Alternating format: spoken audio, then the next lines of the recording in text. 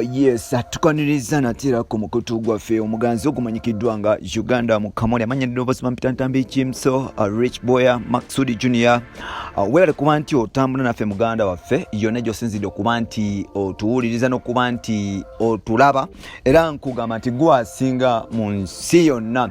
Olunaku lwaleero tulina ensonga nnyingi ze tugenda okuba nti tukutuusaako era muganda wange ngenda kusaba ekintu kimu nti subscribe tubeere nti tutambula ffenna ate oliwadde okuba nti oleka opinion yo mu comment section yawo naffe ne tugi reading ne tufuna opinion yo oba ne tufuna kikyolowooza ku nsonga nga bwe zitambula. Olunaku lwaleero tukuleetedde amawo musuuza kwogata ne mami we amanyikiddwa nga Rema n'amakula kwogata ne taata kabazaala amanyikiddwa nga Eddy Kenzo ne stepdad amanyikiddwa nga Dr. Hamza Sebunya. Bwe twogera Rema asambira waggulu nga janzi kwogata ne Edrisa Musuuza bonna bali so happy ng'ensonga eba making okuba happy sindala. Mutala mukulu amanyikiddwa nga Amal Musuuza bambi kanyabo bakatikide kavudde mu baby class ne kagenda mu kibiina kya P.1 era nga akakyala kano kabadde kasomera ku ssomero erimanyikiddwa nga Twaha Muslim School. Kikulaga nti omwana ono agenda like abadde nga asomera mu masomero g'abasiraamu. Kikulaga nti omwana ono bagala kumukuza nga ali mu ddiini y'Obuyisiraamu bulungi ng'era agoberera eddiini bulungi. Yes, Amal Musuuza wetwogerera yagenze mu kibiina kya P.1 naye ng'ate abantu abasinga beebuuza nti owaaye lwaki Amal Musuuza bamutiikidde ate nga amasomero baagagadde.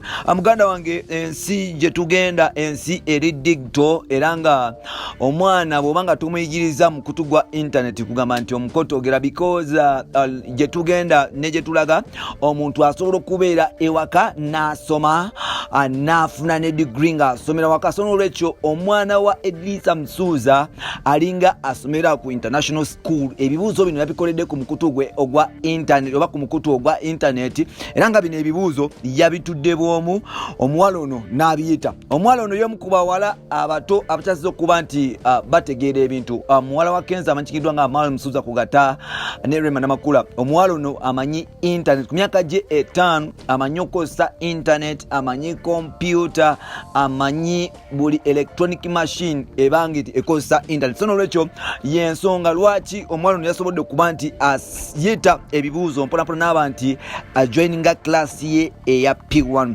Yes, kiki kye tugamba like Kenzo yavuddeyo n'akubira mama Amal namugamba nti webale kuba nti osomesa mwana, webale kuba nti omukuza, webale kuba nti omubudaabuda, webale kuba nti obeerawo n'omwana oyo. Tuli happy nnyo kuba nti omwana waffe yavudde mu baby classes oba mu top sawa zinagiriza mu P1 era nsuubira ku myaka zalina 5 nsuubira tukuziza omuwala ebyaddala kyekiseera okuba nti tuleka differences zaffe aside ne tubeera nti yes tutandika okuba nti tukuza omwana oba tutegekera omwana mu ngeri gy'alina okuba nti akulamu mpola mpola era nga Musuuza bino byonna yabigambye Rema n'amakula. Rema yavudde n'agamba nti ndi musanyufu lwa muwala wange okuba nti tanswaza yadde nga nze saasobola kuba nti ngenda Makerere kumalako oba ngenda ku university kuba nti I graduate from my course naye nga ate nsuubira nti mwana muwala amanyikiddwa nga Amal Musuuza ajja kikula. Era Kenzo agambye nti yadde nange saasobola kuba nti ntuuka yadde mu senior 4 nsuubira nja kukola kyensobola abaana bange babeere nti basheninga n'okuba nti bagenda maaso okuba nti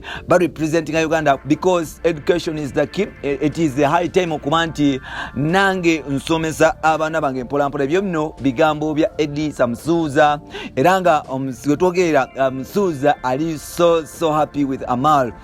Yes, ekibuuzo kiri nti lwaki tusuubira like Amal amaze okuba nti graduatinga era bano ababiri bawera nti bagenda kubeererawo Amal Musuuza.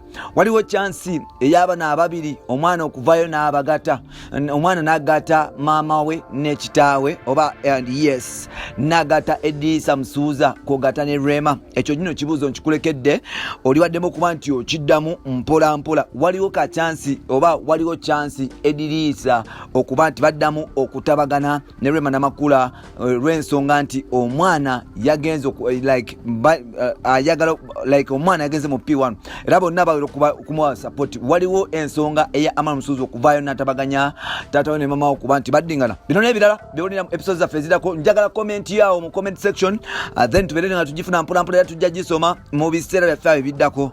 Bye bye for now. Nsigadde Ntambi Kimso. You can follow me on Facebook nkozesa Ntambi Kimso, then ku Twitter nkozesa Kimso 16, then on TikTok era still nkozesa Kimso 16. Yes, ne ku mobile money kwendi nkozesa Kimso 16. Bye bye for now.